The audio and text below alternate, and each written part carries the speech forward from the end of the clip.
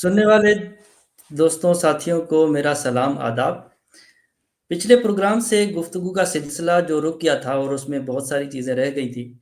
आज हम कोशिश करेंगे कि हमारे इंडिया पाकिस्तान के रिलेशंस जो हैं जो एक बंद गली में आके ठहर गए हैं और किसी तरफ से कोई पेशरफ्त भी नज़र नहीं आ रही है।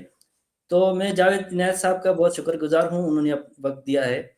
पहले तो हम समझने की कोशिश करेंगे कि इंडिया पाकिस्तान के बीच में तनाज़ात क्या हैं और इस अगर हम तनाज़ात की बात करें तो बचपन से हम एक पढ़ते भी आए हैं, जो है वो सुनते भी आए हैं कि बोन ऑफ कंटेंशन जो है वो कश्मीर है। तो पहले तो हम समझेंगे कि कश्मीर का इशू असल में है क्या, उसकी क्या तारीख है और उसमें कब किसका क्या किरदार रहा है। जी जावेद साहब। बहुत शुक्रिया अबनवर साहब। जी हाँ, ये जो हिंदुस्तान और पाकिस्तान के बीच में कश्मीर का जो तनाज़ा है, ये कोई आज का नहीं है, बल्कि 77 ईयर्स हो गए हैं। ये हिंदुस्तान के बंटवारे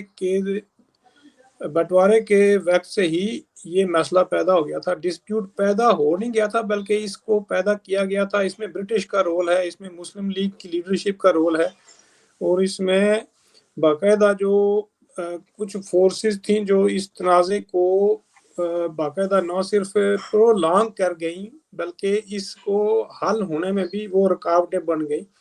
गो के कश्मीर के तनाज़े को हम इस तरह देख सकते हैं कि एक तो हिंदुस्तान और पाकिस्तान का सरकारी मौक़िफ़ है वो जो बयान करते हैं, और एक रियासत जम्मू कश्मीर के लोगों का मसला है, और एक तो उनकी तरफ से जो मौक़िफ़ पेश किया गया वो कभी भी सामने नहीं आने दिया गया, और ना ही कभी भी उसको कभी मसला या तनाज़े का हिस्सा बनाया गया। तनाज़ा जो है वो हमेशा हिंदुस्तान और पाकिस्तान के बीच में रहा है, और इसी को बुनियाद बनाकर इस तनाज़े को हल करने की कोशिश की गई है। गोया इसको आप यूँ समझ सकते हैं कि ये बायलैटरल डिस्प्यूट बनाया गया है। गो के ये ट्राइलैटरल इशू है। इस डिस्प्यूट के 3 फरीक हैं, जम्मू कश्मीर के लोग हैं, हिंदुस्तान है और पाकिस्तान है। और ये मसला पैदा कैसे हुआ, इसको समझना बहुत ज़रूरी है कि जब रियासत हिंदुस्तान का जब बंटवारा हुआ तो हिंदुस्तान के 2 हिस्से थे। एक तो वो इलाके थे जो बराह रास्त क्राउन बरतानिया के ज़ेरे कंट्रोल थे, जिनको हम ब्रिटिश इंडिया कहते हैं। ब्रिटिश इंडिया में 11 सूबे थे, और बाकी जो प्रिंसली स्टेट्स थी जिनको फ्यूडल इंडिया भी कहा जाता है, वो 565 रियासतें थी। उनमें से बाकी सारी रियासतें जो है वो हिंदुस्तान और पाकिस्तान के साथ शामिल हो गई, और 3 रियासतों का डिस्प्यूट पैदा हो गया, हैदराबाद, दक्कन का, और जूनागढ़ का, और जम्मू कश्मीर के इलाके का। इसमें तीनों रूलर्स ने डिफरेंट फैसले किए। हैदराबाद के नवाब उस्मान अली खान ने पाकिस्तान और हिंदुस्तान से एक्सेशन करने की बजाय उसने इंडिपेंडेंट जो है वो उसका ऐलान कर दिया, एक इंडिपेंडेंट हैदराबाद स्टेट का ऐलान कर दिया, और उसका बाकायदा पाकिस्तान ने कराची में सफारत खाना भी खोल दिया और वहाँ एम्बेसडर भी मुकर्रर कर दिया। जूनागढ़ के नवाब मोहब्बत अली खान ने, जो मुसलमान था, वो उसने पाकिस्तान के साथ हलाक का ऐलान कर दिया। और जम्मू कश्मीर का जो महाराजा था, महाराजा हरी सिंह, उसने कहा कि मेरी रियासत में हिंदू भी हैं, मुस्लिम भी हैं, और मैं ना हिंदुस्तान में जा सकता हूँ ना पाकिस्तान में जा सकता हूँ, और मैं आप दोनों कंट्रीज को स्टैंड स्टिल एग्रीमेंट की ऑफर करता हूँ। और उसने दोनों कंट्रीज को 11 अगस्त 1947 को स्टैंड स्टिल एग्रीमेंट के पेपर्स भेजे, जो 15 अगस्त को जब पाकिस्तान मार्ज वजूद में आया तो उसने ये डॉक्यूमेंट जो है वो एक्सेप्ट कर लिए, और गोया कश्मीर की स्टेट के साथ पाकिस्तान का जो है वो स्टैंड स्टिल एग्रीमेंट हो गया कि वो इसी जिस तरह की उसकी हैसियत है उसी हैसियत को पाकिस्तान ने एक्सेप्ट कर। हिंदुस्तान की गवर्नमेंट ने जम्मू कश्मीर की गवर्नमेंट को खत लिखा कि आप कोई डेलीगेशन भेजें, हम फर्दर जो है वो डिस्कशंस करना चाहते हैं, फिर हम आपके साथ जो है वो कोई मामला करेंगे। लेकिन इसी दौरान पाकिस्तान ने रियासत जम्मू कश्मीर पर हमला कर दिया। 22 अक्टूबर 1947 को पाकिस्तान ने कबायली पठानों, अपनी फौज और Indian national army, Jammu Kashmir के डिफेक्टेड लोग, रिटायर्ड फौजियों और पंजाब से बेशुमार मजहबी और वहाँ की स्वात की फौज, धीर की फौज, ये सारी जो है वो फोर्सेस को कश्मीर के इलाके पर चढ़ाई कर दी इन्होंने। और एक ये जो इलाका है जिसको आज़ाद कश्मीर कहा जाता है, اس پر قبضہ کر لیا اور باقی علاقوں پر وہ قبضہ کرنے لگے، تو اسی دوران مہاراجا نے ہندوستان کو ہیلپ کے لیے اپیل کی، لیکن انہوں نے کہا کہ ہمارے جو برٹش انڈیا کے ساتھ جو جتنے بھی ایگریمنٹس تھے جو 14 اگست کی مڈ نائٹ کو وہ ختم ہو چکے ہیں، اب آپ ہمارے ساتھ دوبارہ جو ہے وہ یا تو کوئی ڈیفنس ایگریمنٹ کریں یا ہمارے ساتھ ہلاک کا فیصلہ کریں، پرانا ایگریمنٹ ختم ہے۔ تو اس کو مجبور کیا گیا کہ وہ ہندوستان کے ساتھ ایکسیشن ڈاکومنٹ سائن کرے، تب آپ اس کو ہیلپ ملے گی۔ تو پھر اس نے ایسا ہی کیا۔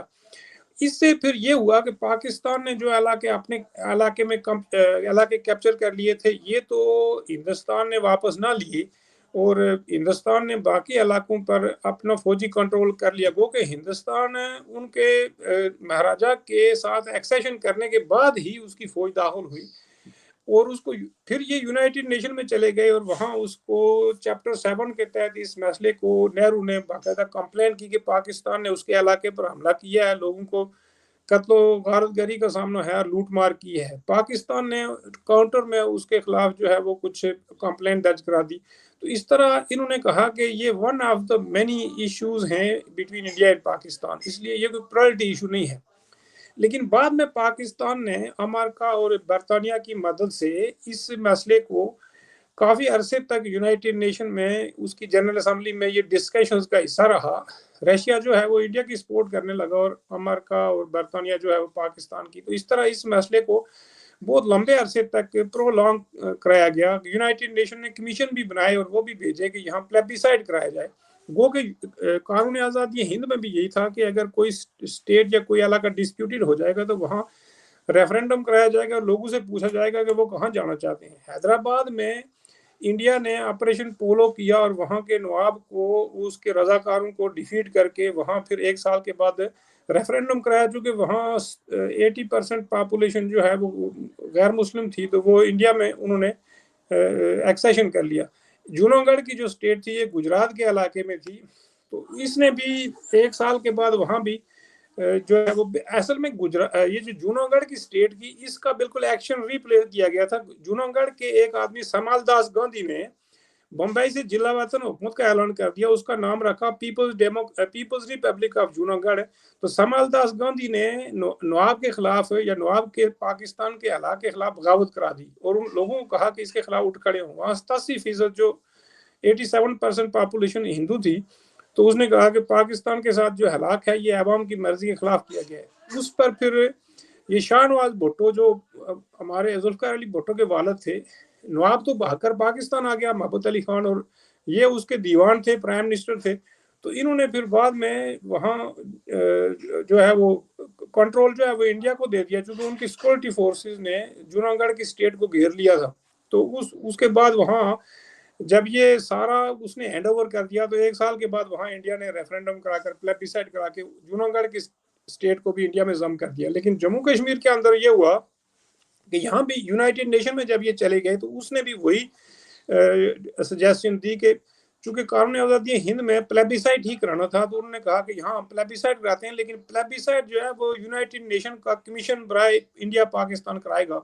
تو اس سے یہ ہوا کہ پہلے یہ جو یونائٹڈ نیشن کی سیکورٹی کونسل میں جو ایشو تھا، یہ کشمیر کوسچن تھا پہلے، یعنی وہاں کشمیری عوام کا سوال تھا، لیکن اس کو چینج کرا کر بعد میں اس نے یونائٹڈ نیشن یعنی UNCIP کر دیا، یونائٹڈ نیشن کمیشن برائے انڈیا پاکستان۔ تو اس میں پھر کشمیر کا مسئلہ بالکل جو ہے وہ ایک ثانوی حیثیت اختیار کر لیا، لیکن پاکستان نے اور یہاں کے لیڈروں نے یہ پروپیگنڈا کیا کہ یہ یونائٹڈ نیشن حل کرائے گی، لیکن یونائٹڈ نیشنز کو بعد میں انڈیا نے بھی ڈینائی کر دیا۔ جب وہ کمیشن نے وہاں پلیبیسائڈ کرانے کی کوشش کی تو نہرو وغیرہ انکاری ہو گئے، چونکہ اس وقت پاکستان سیٹو اور سینٹو کا حصہ بن چکا تھا، اور نہرو نے کہا کہ اب چونکہ اس خطے کی گراؤنڈ سچویشنز پاکستان کے ملٹری الائنس میں شامل ہونے سے بدل چکی ہے، تو اس لیے اب ہم یہاں پلیبیسائڈ نہیں کرائیں گے۔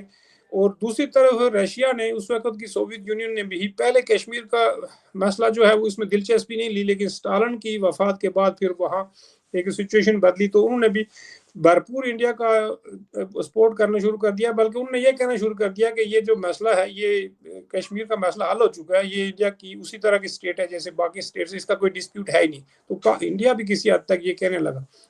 تو یہاں پھر مسئلہ جو ہے وہ ہندوستان پاکستان کے بیچ میں ایک یوں سمجھ لیں کہ بڑی طاقتوں کے بیچ میں ایک وہ کھلونا بن گیا اور اس کو وہ ایکسپلائٹ کرنے لگے. امریکہ وہاں اڈے بنانا چاہتا تھا گلگت بلتستان میں، چونکہ ساتھ ہی تاجکستان لگتا تھا، اس سے رشیا کو خطرہ پیدا ہوا، تو انہوں نے پھر اس میں انوالومنٹ دے کر شور شرابہ کرنا شروع کر دیا اور کشمیر کے مسئلے کو کسی طرح جو ہے وہ کہا کہ اس کا حل یہی ہے کہ یہ انڈیا کا حصہ ہے.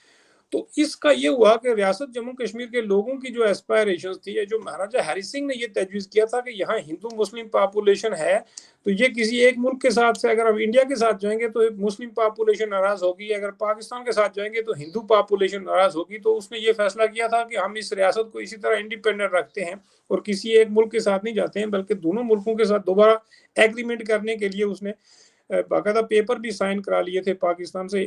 تو پاکستان نے پہلے پیپر سائن کیا اور پھر اس پر حملہ کر دیا اور وہ اسٹینڈ سٹل ایگریمنٹ کی بھی خلاف ورزی کی اور انٹرنیشنل قانون کی بھی خلاف ورزی کی. چونکہ 14 اگست کی مڈ نائٹ کو ریاست جموں کشمیر سمیت تمام انڈیا کی جو پرنسلی سٹیٹس تھیں وہ انڈیپینڈنٹ ساورن سٹیٹس بن چکی تھیں اور پاکستان نے ایک انڈیپینڈنٹ ساورن سٹیٹ پر حملہ کیا اور اس کا نتیجہ جو ہے وہ بڑا بھیانک نکلا. اس سے کشمیر کے لوگوں تقریباً 1.5 لاکھ لوگ جو ہیں وہ بے گھر ہو گئے اور وہاں بے شمار لوگ 80-90 ہزار لوگ مارے گئے 47 میں. وہاں فسادات شروع ہو گئے جموں صوبے میں. تو اس کے نتیجے میں بہت بڑی کلنگز ہوئی اور ریاست جموں کشمیر بالکل تباہ و برباد ہو گئی تھی. تو نہرو نے کہا کہ ہمیں تو 2 سال لگ جائیں گے اس کو دوبارہ ریسٹور کرنے میں، پھر ہم ریفرنڈم کرائیں گے، لیکن بعد میں پھر وہ انکاری ہو گئے.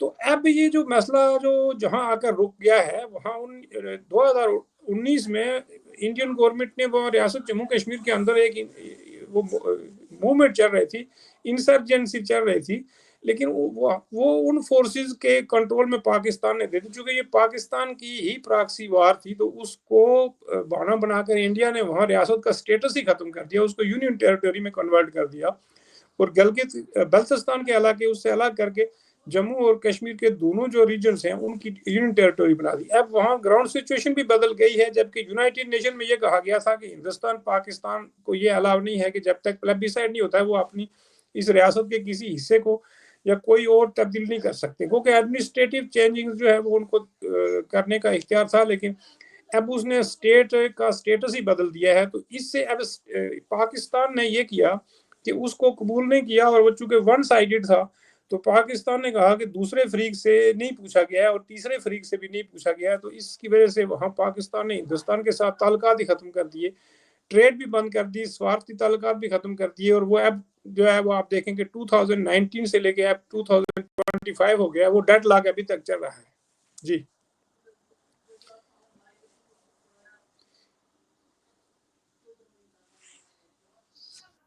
جی میرا مائک میوٹ تھا. آپ کی باتوں سے جو ہمیں کچھ سننے کو سمجھنے کو ملا وہ یہ کہ ان ایشو کو جاری رکھنے میں ان دونوں ممالک کا قصور تو تھا ہی صحیح، انڈیا اور پاکستان کا. پھر اس میں ایک بات آ جاتی ہے ایکسیشن کی، جس طرح کلات ریاست ہے یا اس کو بھی پاکستان نے کس طرح اپنے ساتھ ملا لیا. اور پھر اس سے زیادہ ہمیں یہ لگتا ہے کہ کوئی بیرونی طاقتیں بھی اس میں انوالو تھی، ان کا بھی کوئی مفاد تھا، اور پاکستان کا جھکاؤ ہمیشہ سے امریکہ کی طرف رہا ہے. تو امریکہ کو اس تنازع میں کیا ان کا مفاد تھا کہ وہ اس کو یا تو ایک طرف جانے نہیں دے رہے تھے یا حل کی طرف نہیں؟ کیا ان کا کردار تھا، یا پھر یہ پاکستان کی اداروں کی یا ان کی کوئی ضد تھی، یا پھر ہندوستان کی جو ہے حکومت کی کوئی پالیسی ایسی تھی کہ وہ اس کو اپنے ساتھ ہی رکھنا چاہ رہے ہیں؟ کیونکہ بعد میں پھر یہ 1965 کی جنگ بھی ہوئی، اور پھر حالیہ جو کچھ سالوں پہلے 370 میں بھی اس میں بھی کچھ ہمیں امریکہ کا کردار یا یہ نظر نہ ہی آتا. تو پہلے تو یہ ڈیفائن کریں کہ بیرونی طاقتوں کا اس تنازع میں کیا کردار رہا اور ان کا کیا مفاد کیا رہا ہے، جو ہمیں سننے والے جو ہے ان کی جانکاری کے لیے یہ بہت اہم بات ہے.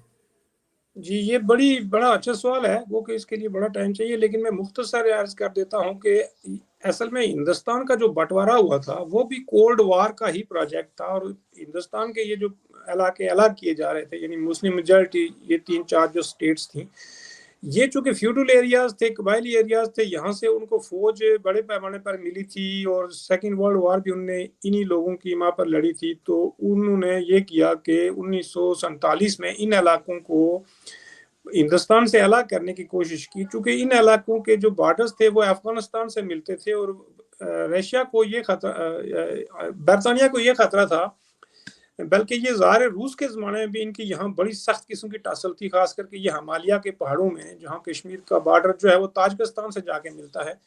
تو ان کو یہ خطرہ تھا کہ شاید جو سوویت یونین ہے وہ وایا افغانستان ہندوستان میں انٹرونشن کرے گا اور مداخلت کرے گا، جس طرح اسٹالن نے کہا تھا کہ یہ جو سری نگر کا ریڈ اسکوائر ہے یہ ہمارے ماسکو کا بالکل ریڈ اسکوائر اور یہ ٹوین اسکوائر ہیں، اسی ریڈ اسکوائر کو ہم پورے ہندوستان میں سوشلزم کی بنیاد بنائیں گے اور ہم پہلے کشمیر کو سوشلسٹ کیمپ بنائیں گے اور پھر اس کو ہندوستان پورے میں وہ لے کے جائیں گے۔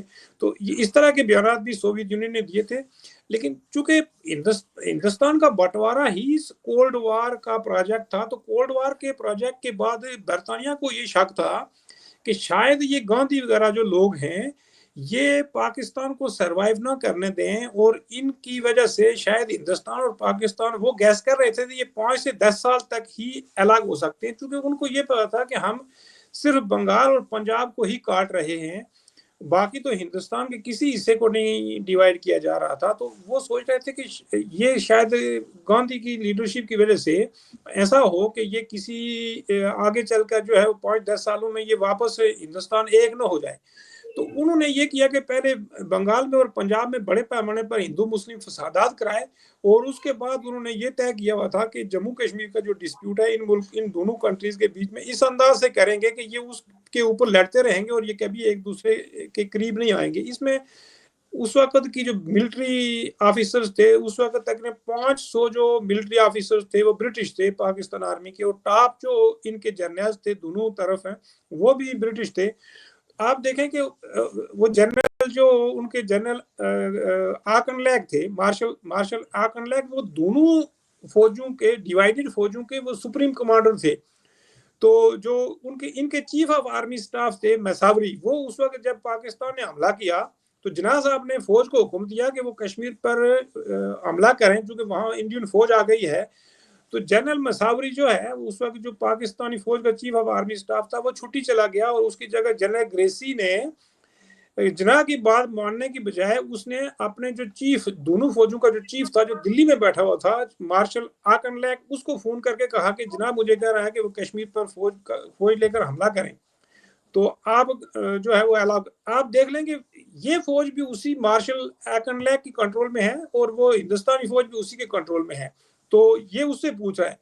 اس سے یہ ہوا کہ مارشل آکن لیگ نے فوراً جو ہے وہ فلائٹ لی اور وہ لاہور آ گیا جہاں جناح صاحب بیٹھے ہوئے تھے۔ اس نے آ کر جناح صاحب کو کہا کہ اگر آپ نے فوج کو حملہ کرنے کی دعوت دی تو میں اپنے جتنے بھی برٹش آفیسرز ہیں انڈیا اور پاکستان کی فوجوں سے وڈرا کر لوں گا اور آپ کی فوج کلیپس ہو جائے گی۔ تو اس ڈر کے مارے جناح نے وہ حکم تو واپس لے لیا، لیکن مارشل آکن لیگ یہ کہتے ہیں کہ ان کے کچھ فوجی خاص کر کے جنرل کریاپا اور جنرل کلونت سنگھ نے اپنے طور پر آزاد کشمیر پر قبضہ کرنے کی کوشش کی ان کے جی ایچ کیو کے سے پوچھے بغیر۔ تو اس نے کہا کہ ہم نے باقاعدہ انٹرنل انٹریگ کر کے ان کو روکا کہ وہ آزاد کشمیر واپس نہ لیں، بلکہ یہ آپ کو شاید پتا ہو کہ ہندوستان کی جو ملٹری ان کی جو کیبنٹ تھی نا ڈیفنس کمیٹی، اس میں ان کے چیف آف آرمی سٹاف نے جو جنرل رائے بہوچر تھے اس نے باقاعدہ وہاں ریٹرن تجویز پیش کی کہ جو علاقے خاص کر کے جو جموں صوبے میں جو پونچھ اور رجوری کے جو 2 ڈسٹرکٹس ہیں جن پر انڈین فوج نے قبضے کر لیے تھے، اس نے کہا کہ یہ پاکستان کو دیے جائیں، واپس آزاد کشمیر میں شامل کرو ان کو، جس کو بعد میں جو ہے وہ گاندھی نے نہرو نے اس کو ریجیکٹ کر دیا تھا۔ تو یہ ڈر، اس ڈر کے مارے کہ یہ کہیں واپس جو ہے یہ ہمارا مسئلہ جو ڈیوائیڈڈ انڈیا کا مسئلہ یہ فیل نہ ہو جائے، انہوں نے پھر کشمیر کا مسئلہ یا ڈسپیوٹ پیدا کیا تاکہ یہ اس کے اوپر لڑیں۔ جب یہاں فوجیں آمنے سامنے ہو گئیں تو ڈیفینیٹلی یہ ملٹری کنفلکٹ میں کنورٹ ہو گیا۔ پہلے تو پاکستان نے قبول ہی نہیں کیا کہ ہم نے حملہ کیا، انہوں نے کہا کہ یہ قبائلی جو پٹھان ہیں یہ مسلمانوں کی مدد کے لیے وہاں گئے ہیں، کیونکہ حالانکہ پاکستان کی یہ بات بالکل غلط تھی۔ اصل میں ہندو مسلم فسادات تو جموں صوبے میں ہوئے جہاں ہندو مسلم پاپولیشن بہت زیادہ تھی۔ کشمیر میں تو 95% تو مسلم پاپولیشن تھی، 5% ہی ہندو تھے، وہاں تو کوئی فساد ہوا ہی نہیں ہے جس پر इनको हमला करना था जम्मू पर, अगर वो मुसलमानों को बचाने वाली बात होती तो। हालांकि मुसलमान तो जम्मू में भी मेजॉरिटी थे, लेकिन कत्लेआम तो बड़े पैमाने पर पहले आज़ाद कश्मीर के इलाके में हुआ, और फिर ये फैल कर उधर मशरकी इलाकों में चला गया, जहाँ हिंदू पॉपुलेशन मेजॉरिटी में थी। वहाँ उनने हिंदुओं को मारा, और ये हमारे इलाके में वहाँ उनने मुसलमानों को कत्लेआम किया, और ये हमारे इलाके में हिंदू और सिखों को कत्ल करके निकाला गया। तो ये डिस्प्यूट जो है, ये स्पिल ओवर तब हुआ जब पंजाब में फसादात हुए। तो जम्मू सूबा चूंकि पंजाब के साथ बिल्कुल कनेक्टेड है, और उनके ऊपर भी बड़े पैमाने पर असरात इसलिए पड़े कि वहां से जो रिफ्यूजी थे ना वेस्ट पंजाब से, सिख और हिंदू, वो जम्मू में पनाह लेने लगे। उन्होंने सोचा कि यहाँ हिंदू महाराजा है तो शायद हमें यहाँ सेफ जगह मिल जाए। तो उन लोगों की जब वहां एंट्री हुई तो वो टेंशन और बढ़ गई मुकामी कम्युनिटीज के बीच में, और वहां फसादात शुरू हो गए। मुकामी हिंदू और मुस्लिम्स के बीच में पहले भाईचारा था, लेकिन वहां चूंकि जो कट्टरपंथी जो ग्रुप थे ना मुसलमानों के अंदर, मुस्लिम कॉन्फ्रेंस थी, और इसका चौधरी गुलाम अब्बास जो है वो हिंदुओं के खिलाफ पहले भी वहां बड़े भड़काऊ किस्म के भाषण दे चुका था जम्मू सूबे में। वो खुद वहां का रहने वाला था। तो इसका नतीजा ये हुआ कि जो ही रिफ्यूजी पंजाब से हिजरत करके जम्मू में दाखिल होने लगे तो इमीडिएट वहां फसाद भड़क उठे, और वहां फिर बहुत बड़े पैमाने पर टेंशन पैदा हो गई। तो इसका फायदा असल में जिन लोगों ने इसको प्लान किया था वो इसी तरह प्लान किया था कि मगरबी जम्मू में ये जो पाकिस्तान की तरफ रह गया इलाका, इसमें हिंदुओं को और सिखों को यहाँ से मार कर निकाला जाएगा। तो ये इसका नतीजा ये होगा कि मगरबी वो जो दूसरे इलाके हैं, मशरकी जम्मू के जो इलाके हैं जो ईस्ट पंजाब से लगते हैं, वहां मुसलमानों को निकाला जाएगा। तो ये इलाके अल्टीमेटली हिंदुओं से साफ हो जाएंगे, ये हमें मिल जाएंगे, और वो इलाके हिंदुस्तान को मिल जाएंगे। तो इस तरह कश्मीर के ऊपर तो इनका इसलिए वो कब्जा करने का प्रोग्राम नहीं था, जबकि इनके पास बहुत बड़ी तादाद मसल्ला ग्रुपों की थी, खास करके फौजी थे। इनके पास आईएनए के लोग थे, इंडियन नेशनल आर्मी के लोग थे। इनके पास पाकिस्तान आर्मी के लोग थे जो सिविल कपड़ों में रियासत में दाखिल हो गए थे। स्वात की आर्मी थी, धीर की आर्मी थी, और शुमाली वजीरिस्तान से तकरीबन 15,000 या 10,000 कबायलियों को इन्होंने ट्रेनिंग देकर कश्मीर में दाखिल किया था। तो इस तरह बहुत सारी फौजें थी इनके पास, और बहुत सारे मसल्ला ग्रुप थे। पंजाब के रिटायर्ड फौजी, हमारे इलाके के रिटायर्ड फौजी भी उसमें शामिल हो गए थे, क्योंकि ये एक मजहबी मसला बना दिया था उन्होंने। तो इससे ये अगर चाहते तो कश्मीर पर कब्जा कर सकते थे, लेकिन उस वक्त कश्मीर की जो लीडरशिप थी वो शेख मोहम्मद अब्दुल्ला साहब के, वो किसी सूरत पाकिस्तान को कबूल करने के लिए तैयार नहीं थे, और वो बहुत बड़ी लीडरशिप थी। गो कि वो एक स्टेट के लीडर थे, लेकिन उनका शुमार उस वक्त गांधी, नेहरू, जना गफार खान और इस तरह के हिंदुस्तान के बड़े लीडरों और बड़ी शख्सियात में होने लगा था, क्योंकि वो पॉपुलर बहुत थे कश्मीर में। तो कश्मीरी स्पीकिंग एरिया में तो ये कब्जा कर ही नहीं सकते थे। उसकी वजह ये थी कि वहाँ की अवाम और वहाँ की पॉलिटिकल लीडरशिप ने टू नेशन थ्योरी को बिल्कुल रिजेक्ट कर दिया था। जिस तरह पश्तूनख्वा में खान अब्दुल गफार खान वगैरह लोगों ने टू नेशन थ्योरी को अंग्रेजों की चाल करार दिया था, इसी तरह शेख अब्दुल्ला ने भी बिल्कुल खुले आम जलसे जुलूसों में इसको ललकारा, और जना साहब की पॉलिसी को बुरे तरीके से उन्होंने रिजेक्ट किया। उन्होंने कहा कि हम कभी भी पाकिस्तान जैसी स्टेट में शामिल नहीं होंगे, हम हिंदुस्तान के साथ शामिल होंगे। तो उसका तो पाकिस्तान को अच्छे तरीके से पता था, ब्रिटिश फौजियों को भी पता था कि ये कभी भी कश्मीर पे कब्जा नहीं हो सकता, क्योंकि पॉपुलेशन खिलाफ है, लीडरशिप खिलाफ है। तो जम्मू में चूंकि डिवीजन थी, तो यहाँ इन्होंने हमला कर ये इलाके 2-3 डिस्ट्रिक्ट जो है वो कैप्चर कर लिए, लेकिन बाकी इलाकों पर ये कब्जा नहीं कर सके हैं, जम्मू के बाकी इलाकों पर। तो इसका नतीजा ये हुआ कि हिंदुस्तान और पाकिस्तान के बीच में जब ये बड़े पैमाने पर ये जो डिस्प्यूट स्पिल ओवर होकर मिलिट्री कॉन्फ्लिक्ट में बदल गया, तो उसमें फिर अमेरिका को ये फायदा था कि ये इलाके, खास करके जो गिलगित बल्तिस्तान के जो इलाके हैं, ये पाकिस्तान के पास रहे। और वहाँ जो बगावत कराई थी वो एक मेजर ब्राउन नाम के एक आदमी थे, जो उस वक्त गिलगित स्काउट्स के वो हेड थे। उन्होंने वहां गिलगित स्काउट्स के जरिए महाराजा कश्मीर के खिलाफ बगावत करके उन्होंने एक किताब भी लिखी है कश्मीर रिबेलियन के नाम से। उसमें उसने डिटेल्स दी हुई हैं। और एक जम्मू कश्मीर आर्मी के 6 इन्फेंट्री के एक कैप्टन थे, कैप्टन मिर्जा हसन खान।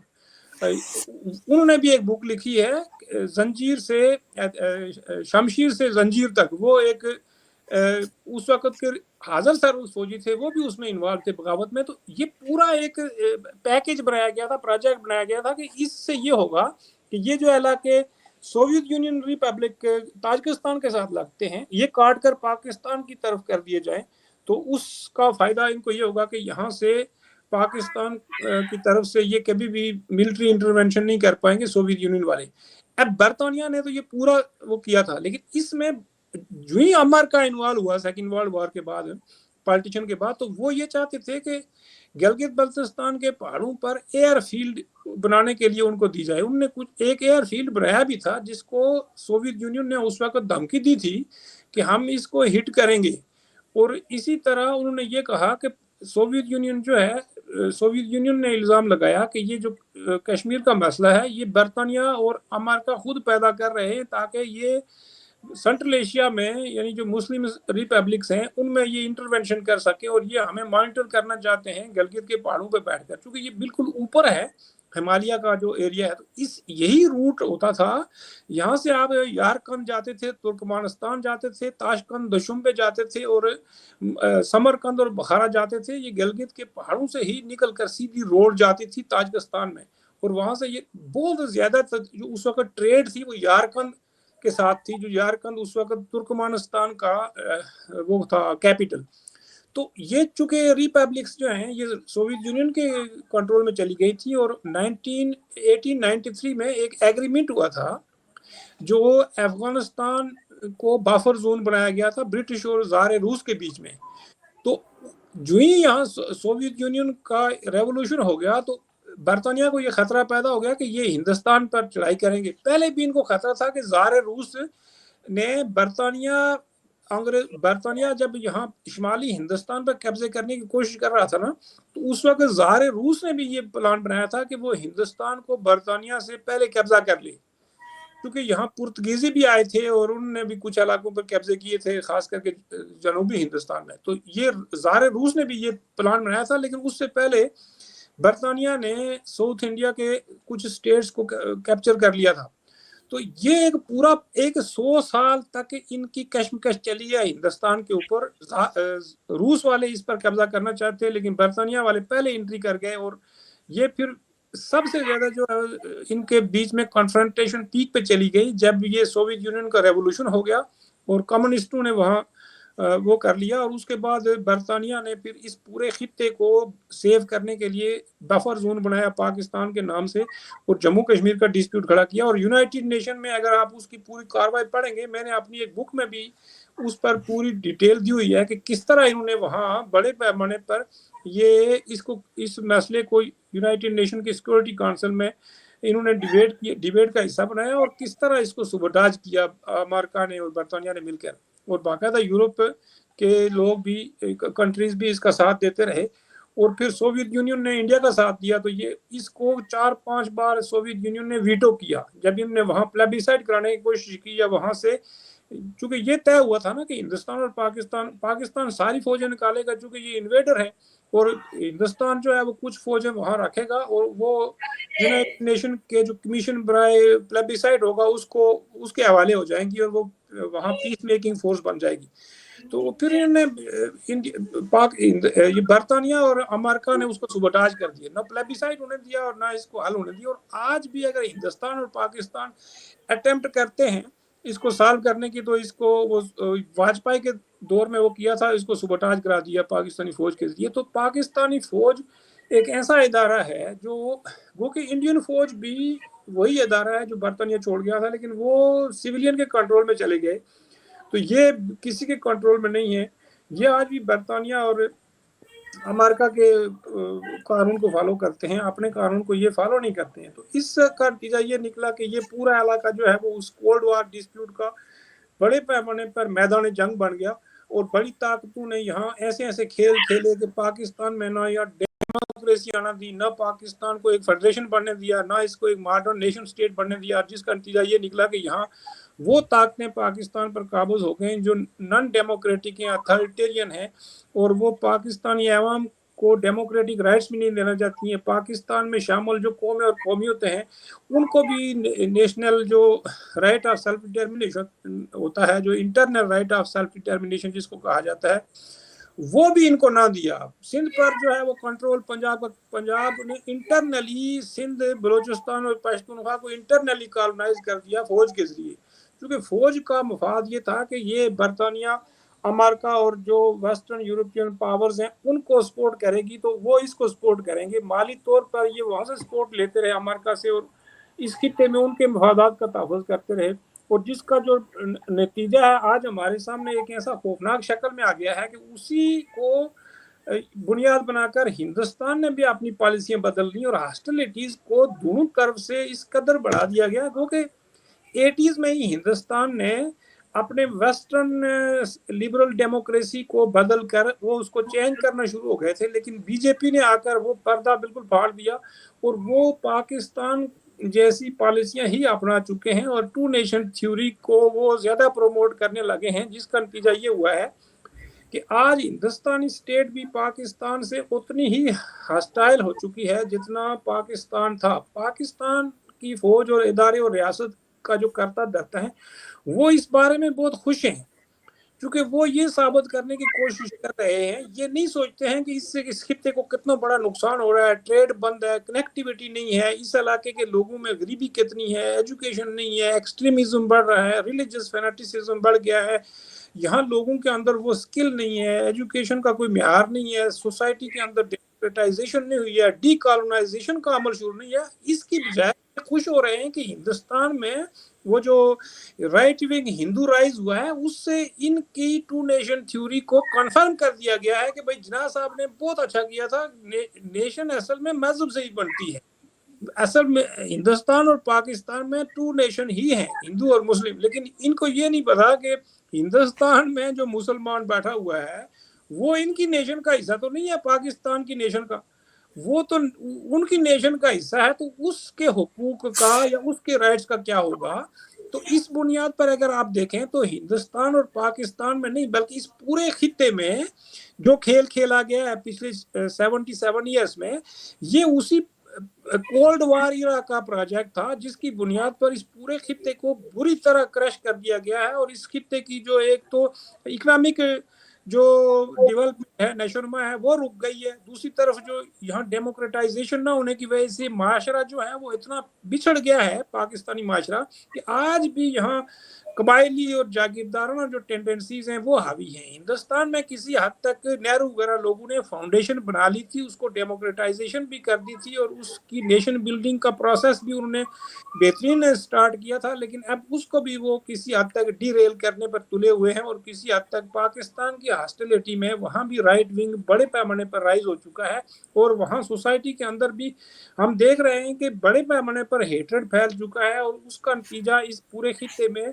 बहुत भयानक निकलेगा। और रियासत जम्मू कश्मीर का मसला तो वहीं अटक गया है और इस पर हिंदुस्तान पाकिस्तान का जो स्टैंड ऑफ है ये भी बहुत खतरनाक इस शक्ल में मौजूद है और फ्रस्ट्रेशन दोनों तरफ बढ़ रही है। और जो जंगबाज कुत्ते हैं वो एक दूसरे के खिलाफ देखें कि वो हमेशा जो है वो बाजू ऊपर करके एक दूसरे को घूरते रहते हैं और किसी हद तक के पिछले दिनों लाइन ऑफ कंट्रोल पर सीज फायर लाइन पर भी वायलेशंस की गई हैं, फायरिंग की गई हैं, लेकिन इससे वहाँ की मुकामी आबादी की जिंदगी जहन्नम बन जाती है।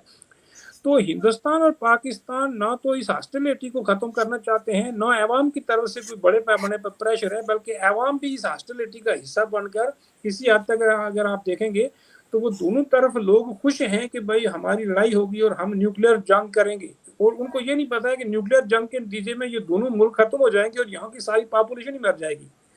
तो इस तरह की यहाँ सिचुएशन है।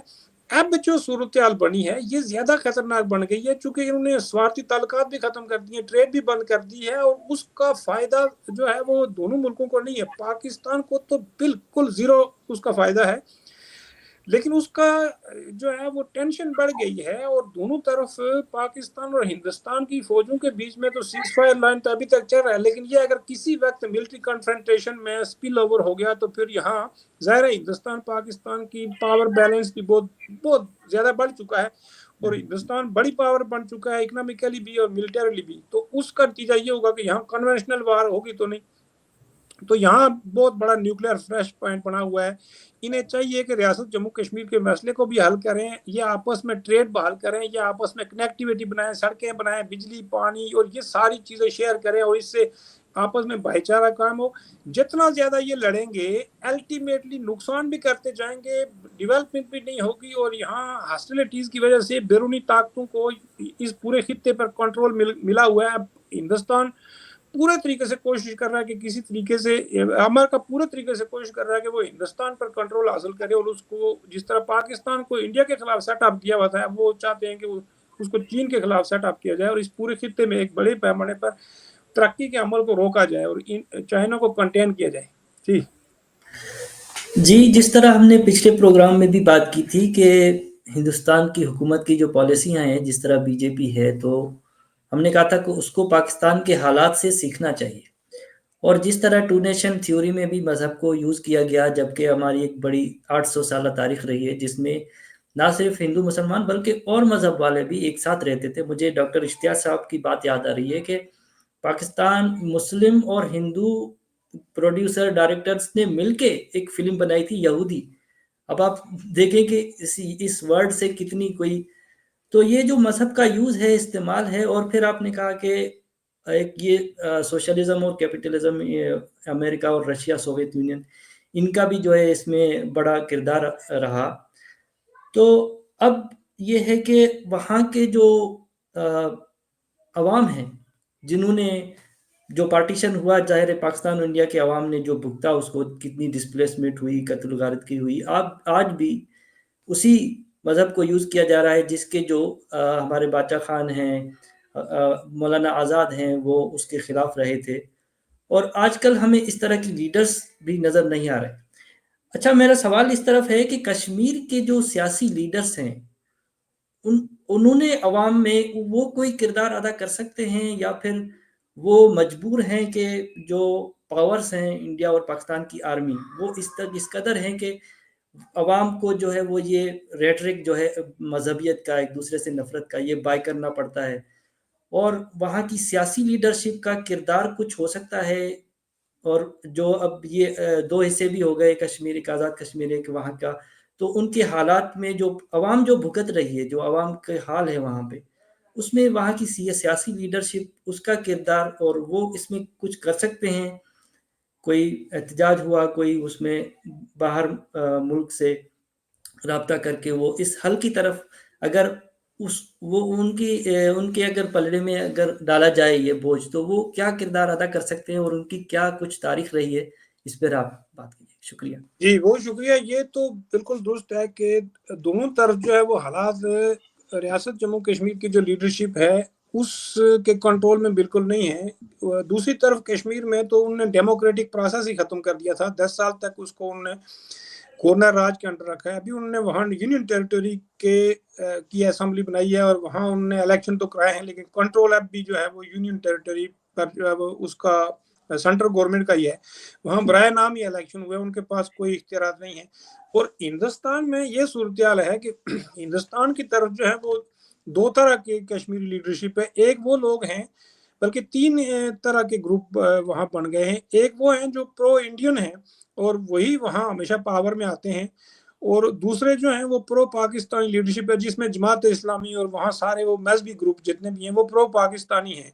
और तीसरा जो ग्रुप है वो प्रो इंडिपेंडेंस है, वो हिंदुस्तान पाकिस्तान दोनों से आज़ादी चाहते हैं, और वो काफ़ी सारे ग्रुप वहाँ भी हैं और वो दोनों इस तरफ भी मौजूद हैं, पाकिस्तान वाले कश्मीर में भी।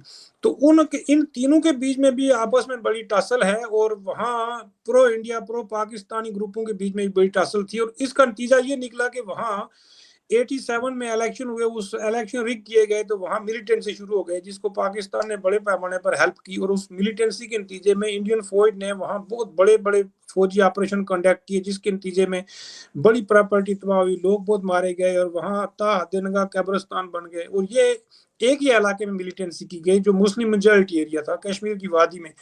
तो उस को फिर बहाना बनाकर अगले ये 20-30 सालों के बाद मोदी सरकार ने उस रियासत का खात्मा कर दिया और वहाँ अपना कंट्रोल मुकम्मल कर दिया। लेकिन वहाँ आज भी बड़ी मतलब है वो जो फौज का एक बहुत बड़ा हिस्सा वहाँ बैठा हुआ है। उसके बावजूद वहाँ यूएपीए के वो जो ड्रैकोनियन लॉज हैं वो भी अभी तक वहाँ मौजूद हैं। तो आज़ाद कश्मीर का जो इलाका है और गिलगित बल्तिस्तान का जो इलाका है, इनकी तो बिल्कुल आप यूं समझ लें कि इनकी तो हैसियत ही कोई नहीं है। यहाँ तो बिल्कुल पाकिस्तानी एजेंसियों का कंट्रोल है। पाकिस्तान के 3 ब्यूरोक्रेट इस पूरे खित्ते को कंट्रोल करते हैं, दोनों खित्तों को। वो एक तो मिनिस्ट्री ऑफ कश्मीर अफेयर्स है, और मिनिस्ट्री ऑफ कश्मीर अफेयर्स का जो मिनिस्टर होता है वो फेडरल मिनिस्टर होता है। उसको मुल्तान से और लाहौर से वो मुंतहिब होके आता है और वो मिनिस्टर बनता है आज़ाद कश्मीर और गिलगित बल्तिस्तान का। तो ये मिनिस्ट्री ऑफ कश्मीर अफेयर्स जो है ये शुरू से ही आज़ाद कश्मीर के अंदर हुक्मरानी कर रही है और ये एक फेडरल मिनिस्ट्री जो है वो उसका पूरा वहाँ होल्ड है और ये बहुत बड़ा बजट लेते हैं और बहुत बड़ा पैसा खर्च करते हैं। इसके नीचे जो है वो आईजी पुलिस होता है जो पंजाब का होता है या पश्तूनख्वा से आता है, यानी पाकिस्तानी नेशनल होता है, वो मुकामी नहीं होता है। अकाउंटेंट जनरल होता है, ये वजीर खजाना, इसको आप समझ लें। और उसके बाद जो है वो एक चीफ सेक्रेटरी होता है। एडमिनिस्ट्रेटिव पावर्स जो है वो इन 3 ब्यूरोक्रेट्स के पास है। माली जो है वो इनके पास है, माली इख्तियारात। एडमिनिस्ट्रेटिव इख्तियारात आईजी और चीफ सेक्रेटरी के पास होते हैं। और आज़ाद कश्मीर की जो गवर्नमेंट होती है वहाँ एक प्राइम मिनिस्टर बैठा होता है, प्रेसिडेंट है, चीफ जस्टिस होता है, जुडिशरी है। वो सारे सिंबॉलिक इंस्टीट्यूशन मौजूद हैं जो आज़ाद और खुद मुख्तार इंडिपेंडेंट कंट्रीज के होते हैं, लेकिन उनको बिल्कुल एक सिंबॉलिक रखा हुआ है दुनिया को और इंडिया को दिखाने के लिए। उनके पास एक म्यूनिसिपल कमेटी जैसे इख्तियार भी नहीं है। वो अपने इलाके में किसी को चपरासी की मुलाजमत दे सकते हैं, ना उनको ट्रांसफर कर सकते हैं। यानी ये एक सिंबॉलिक सेटअप बना के यहाँ रखा हुआ है। ये अगर बोलते हैं तो इनको वो दूसरी दफा कभी भी इलेक्शन नहीं जीतने देते हैं। और वहाँ चूंकि फौज की एजेंसियों का और फौज के अपने जो ऑफिसर है उनका कंट्रोल बहुत स्ट्रांग है, तो उन्होंने वहाँ अपनी प्रॉक्सीज खड़ी की हुई है। तो यहाँ तो प्रो पाकिस्तानी ग्रुप जो है वो हमेशा डोमिनेंट रहते हैं। और दूसरी मजे की बात यह है कि आजाद कश्मीर में जितने प्रो इंडिपेंडेंस ग्रुप हैं उनको यहाँ इलेक्शन लड़ने की इजाजत नहीं है। आप आजाद कश्मीर असेंबली में अगर इलेक्शन के लिए उम्मीदवार बनना चाहते हैं तो आपको ये लिख के देना पड़ता है कि मैं पाकिस्तान से रियासत, पूरी रियासत जम्मू कश्मीर के हालात का हामी हूँ, तब ही वो आपको आपके नॉमिनेशन पेपर लेते हैं, नहीं तो आपके नॉमिनेशन पेपर ही नहीं लिए जाते। तो आप वोट तो दे सकते हैं, अल्टीमेटली वोट आपने प्रो पाकिस्तानी कैंडिडेट को देना होता है। वोट पर वो नहीं है, कदगन नहीं है, लेकिन कैंडिडेट बनने पर कदगन लगाई हुई है। तो यहाँ तो कोई डेमोक्रेटिक सेटअप सिरे से है ही नहीं, इसको तो ऐसे झूठ बनाया हुआ है। ना तो यहाँ डेमोक्रेटिक सेटअप बनने देते हैं, ना यहाँ फौज अपना कंट्रोल खत्म करती है, ना इनको इम्पावर करते हैं, ना यहाँ हेल्थ का कोई इदारा है, ना सड़क है, ना बिजली, ना पानी। आज़ाद कश्मीर में इस वक्त 4000 के करीब जो है वो मेगावाट बिजली पैदा होती है, जबकि पूरे आज़ाद कश्मीर की बिजली की जरूरत 300-350 मेगावाट है और वो नहीं देते। उसके नतीजे में फिर पिछले 2 सालों में वहाँ बड़े हंगामे हुए और बहुत बड़े पैमाने पर वहाँ 4 बंदे भी पंजाबी रेंजर्स ने वहां जाके फायरिंग करके मार दिए। फिर उसके नतीजे में वहां अब बिजली सस्ती की गई है और उनको, लेकिन लोड शेडिंग 18 घंटे होती है।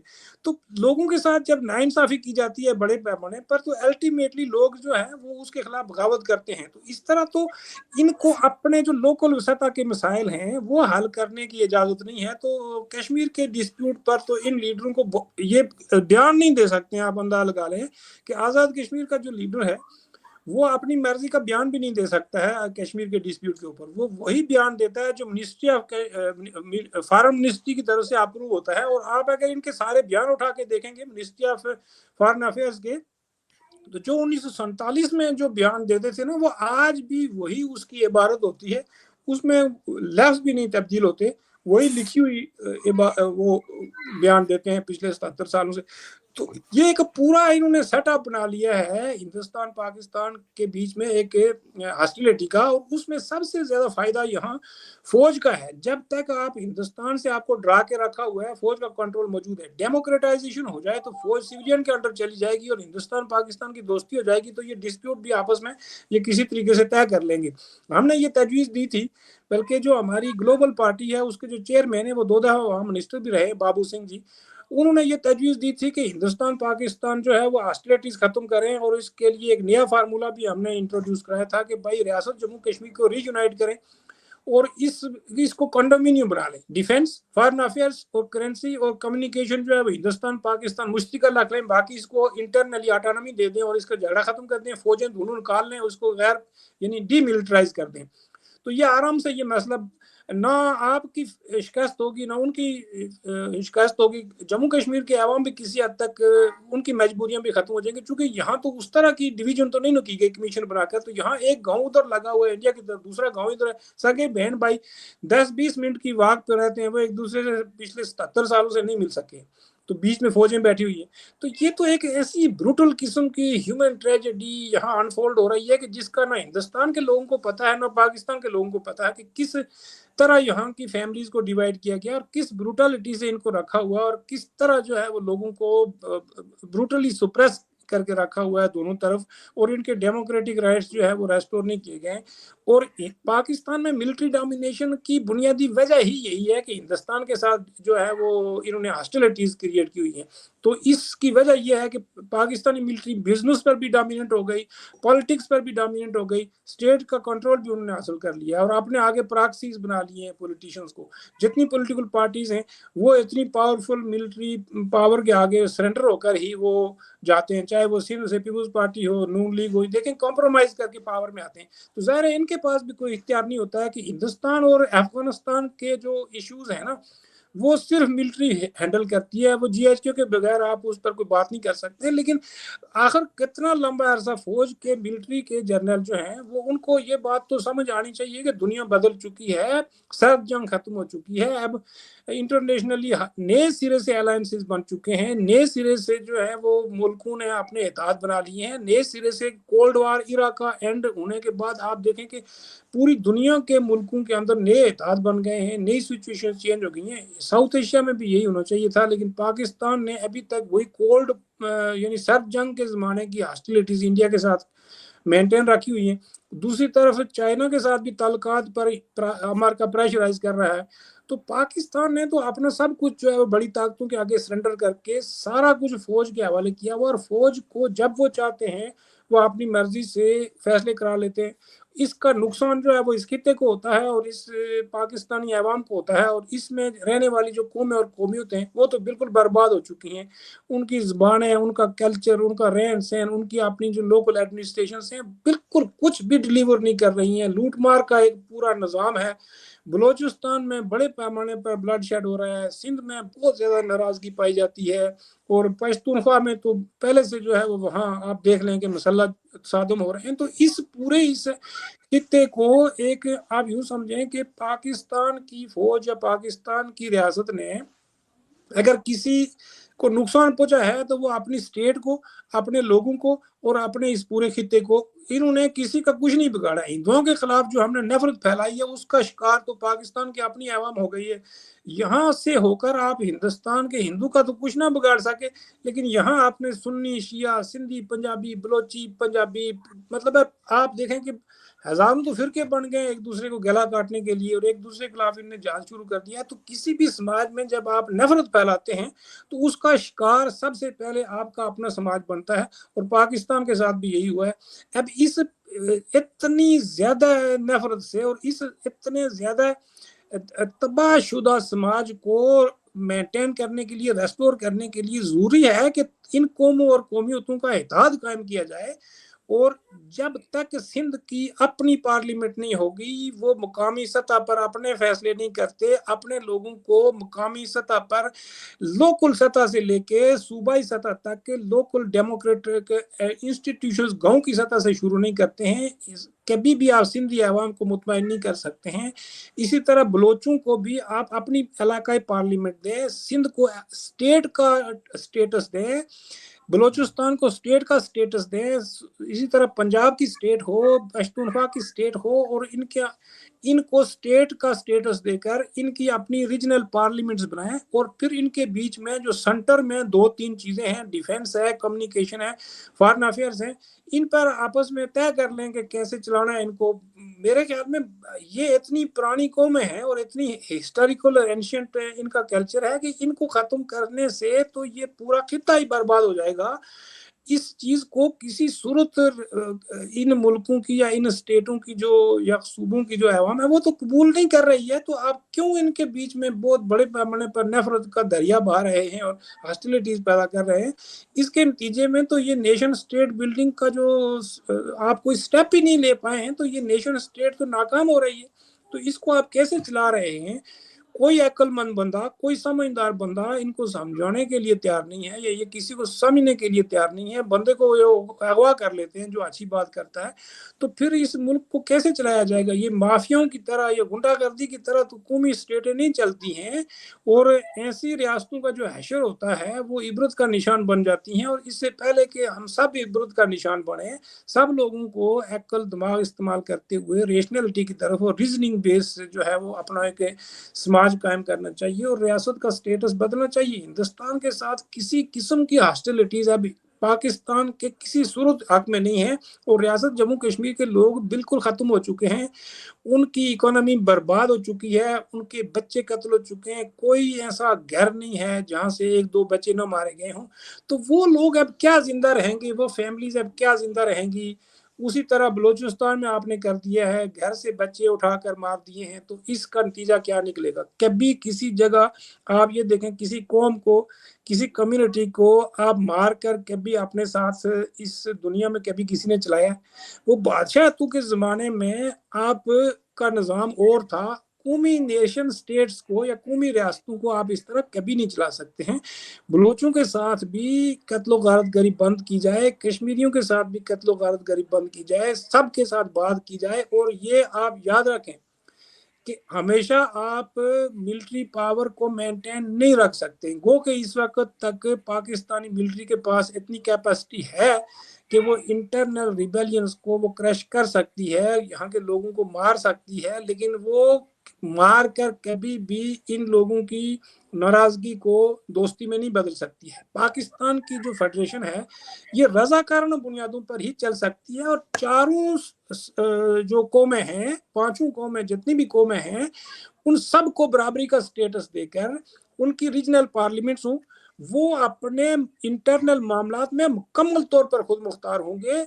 एक दूसरे को आप कभी भी एक्सप्लॉइट करेंगे तो लड़ाई चलेगी, याद रखना। तो ये फिर इस पूरे खित्ते का भी मसला इसी से जुड़ा हुआ है कि पहले हम इस रियासत का स्ट्रक्चर दुरुस्त करें और जब ये रियासत डेमोक्रेटाइजेशन हो जाएगी तो फिर यहाँ हम ये समझते हैं कि जो चैलेंज मुश्तरका चैलेंजेस है इंडिया पाकिस्तान के, ग्लोबल वार्मिंग का चैलेंज दोनों को ले डूबेगा। ये अगर इकट्ठे होकर जीना नहीं सीखेंगे तो ये लाजमी तौर पर इकट्ठे मरेंगे। ये इनके लिए मैं सीधी सी बात करता हूँ कि दोनों आपस में मिलकर जीना सीखें, ये बॉर्डर वगैरह खत्म कर दें, इनको इकोनॉमिक कॉरिडोर बना दें, चाहे सिंध का बॉर्डर हो, पंजाब का हो, कश्मीर का हो, उसको बिल्कुल बीच में से लाइन ऑफ कंट्रोल को कोई भी कबूल नहीं करेगा।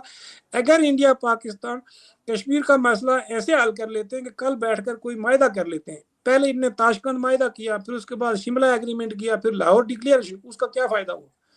जब रियासत के लोगों को आप, जिनका मसला है, उनको आप बीच में डालते ही नहीं है, तो आपस में बैठ के अगर आप हल कर लेंगे तो इसको कोई नहीं मानेगा। अगर कल आप इस लाइन ऑफ कंट्रोल को इंटरनेशनल बॉर्डर बना लेते हैं तो क्या रियासत के दोनों तरफ के लोग मान लेंगे? नहीं मानेंगे। फिर आप नए ब्लड शेड को दावत देंगे। इसी तरह बलूचिस्तान के लोगों को आप मार कर, कत्ल करके, बच्चे अगवा करके, उनकी लाशें फेंक कर, औरतों को जेलों में बंद करके, मर्दों को गायब करके आप ये रियासत नहीं चला सकते हैं। हम नेक नीति से कहते हैं, दयानतदारी से कहते हैं कि ऐसे रियासतें नहीं चलती हैं।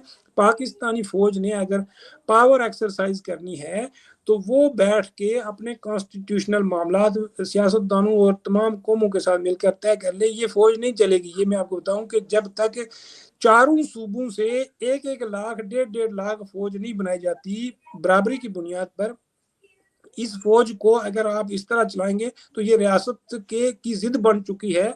और या इस रियासत को आप जिंदा रख सकते हैं या फौज को, ये दोनों एक दूसरे की जिद बन चुकी हैं। अब पाकिस्तान के जर्नलों को भी इसका सेंस कर लेना चाहिए कि ये बहुत बड़े ब्लड शेड को ये दावत दे रहे हैं और बड़ी सिविलियन वार को ये दावत दे रहे हैं। इससे बचने का एक ही तरीका है कि ये कत्लो गारतगरी खत्म करें और ये हॉस्टिलिटीज खत्म करें। हाँ, जब आप इस तरह करेंगे तो डेफिनेटली आपके इन इलाकों में इंडिया भी मुदाखलत करेगा, बाकी ताकतें भी मुदाखलत करेंगी। कल अगर ईरानी बलोचिस्तान में 8 पंजाबी मजदूरों को मार लिया गया तो आप देख लें कि ये बलोचों की तहरीक कहाँ तक फैली हुई है और इनके हाथ कहाँ तक हैं।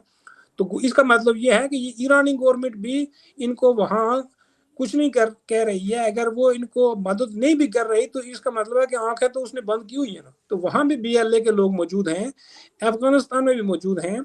खुद ये कह रहे हैं कि UAE यानी ये अरब की जो गल्फ स्टेट्स हैं वो ग्वादर पोर्ट को नाकाम कराने के लिए वो भी इसमें इन्वॉल्व है।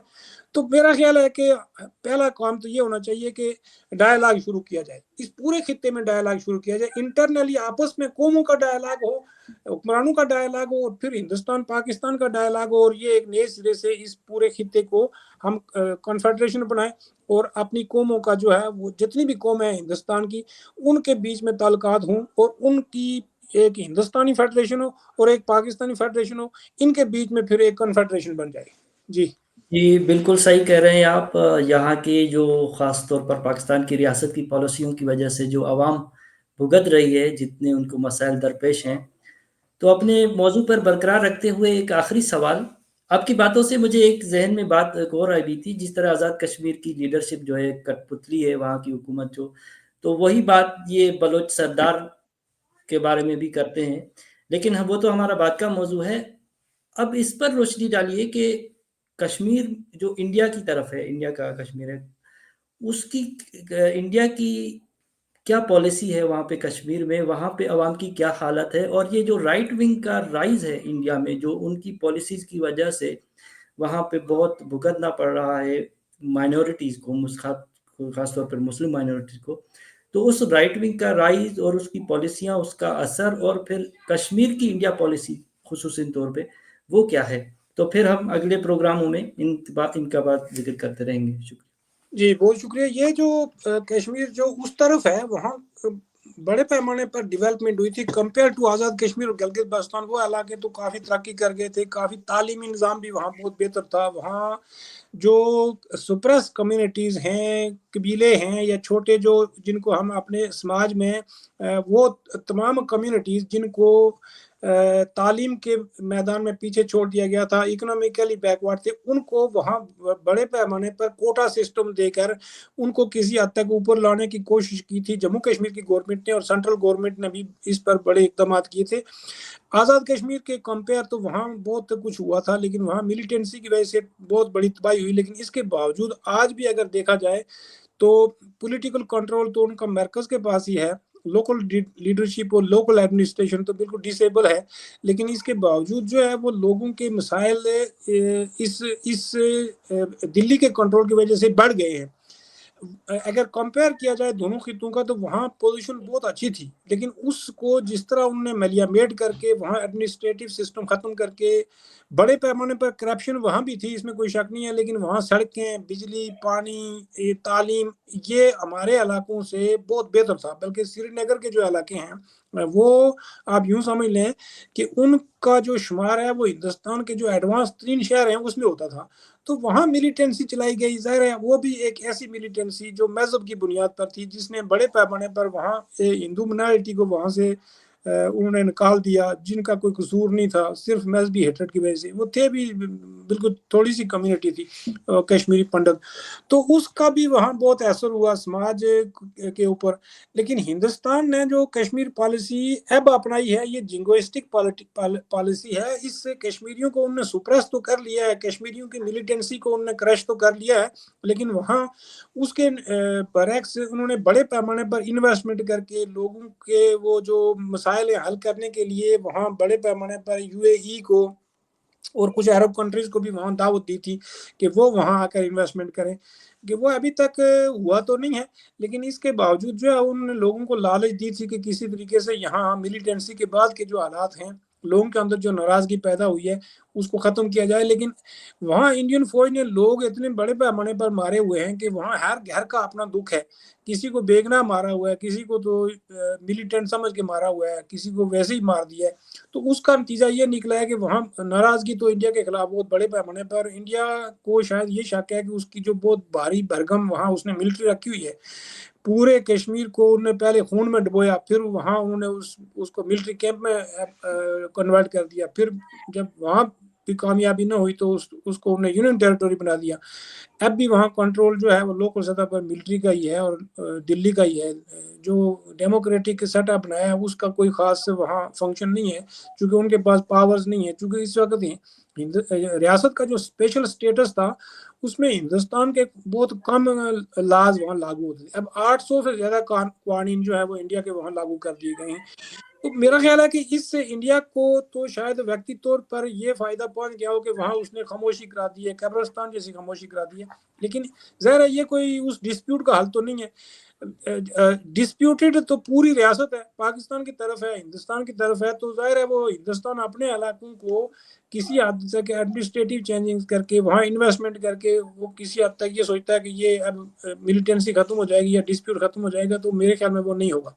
تو اس کے لیے لازمی طور پر یہ مسئلہ ملٹری سولوشن ہے ہی نہیں، اس مسئلے کا کوئی ملٹری سولوشن نہیں ہے، اس کا جو سولوشن ہے وہ ڈائلاگ ہے، وہ ڈائلاگ بھی ٹرائی لیٹرل ہونا چاہیے، اس میں ریاست کے لوگ ہوں، ان کے نمائندے ہوں، اور ہندوستان پاکستان کے نمائندے، اور یہ سنجیدہ جو ہے وہ اس کو حل کرنے کی طرف بڑھیں گے۔ تب انہوں نے بہت سارے مذاکرات کیے ہیں، بہت سارے ایگریمنٹ کیے ہیں، لیکن اس کا کوئی فائدہ نہیں ہوا، وہ سارے ناکام ہوئے ہیں۔ تو میرے خیال میں اب جب تک یہ کوئی رزلٹ اورینٹڈ ڈائلاگ نہیں شروع کرتے ہیں اس وقت اس کا حل نہیں ہوگی۔ ہندوستان کے پاس چونکہ پاور زیادہ ہے، وہ اب پاکستان کے بغیر ہی وہ یہ کہہ رہے ہیں کہ ہمیں پاکستان کی ضرورت نہیں ہے، چونکہ وہاں جب رائٹ ونگ رائز ہوا ہے تو اس کے نتیجے میں کشمیر کی تحریک کو بھی بی جے پی نے بڑے پیمانے پر کیش کرایا ہے، وہاں ووٹ لینے کے لیے کہ بھائی جہاں کہیں مسلمان میجارٹی میں ہوتے ہیں وہ ہندوؤں کے خلاف نفرت کرتے ہیں، وہاں سے ان کو نکال دیتے ہیں، جس طرح وہاں سے کشمیری پنڈتوں کی مثال انہوں نے دی۔ کشمیری پنڈتوں نے خود ہندوستان میں جا کر بڑی نفرت پھیلائی ہے، تو اس سے تو میرے خیال میں ہندوستانی گورنمنٹ کو تو فائدہ ہوا، لیکن کشمیری